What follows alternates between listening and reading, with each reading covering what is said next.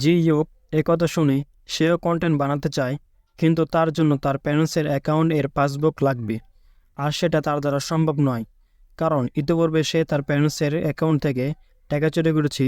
So অ্যাকাউন্টসের জন্য হবিনকে তার মায়ের অ্যাকাউন্টস দিতে বলে। এরপর হসপিটালে হবিনের মাকে দেখানো হয়, যে কিনা ক্যান্সারের রুগী।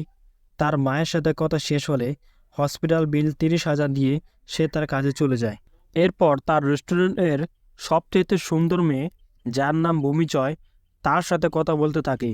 কথা বলার এক পর্যায়ে প্যাক নামের ছেলেটি লাইভ স্ট্রিম করতে তাদের রেস্টুরেন্টে চলে আসে এবং ভূমিচয়কে 30 সেকেন্ডে একটি বার্গার বানানোর চ্যালেঞ্জ দেয়। যদি সে এই চ্যালেঞ্জ কমপ্লিট করতে না পারে, তাহলে তার ফোন নম্বর প্যাককে দিতে হবে। মূলত এটা হলো তার একটি চালাকি। এটা যেহেতু অসম্ভব কাজ, তাই সবাই টেনশনে পড়ে যায়। এখানে সবচেয়ে বেশি টেনশনে ছিল হবিন,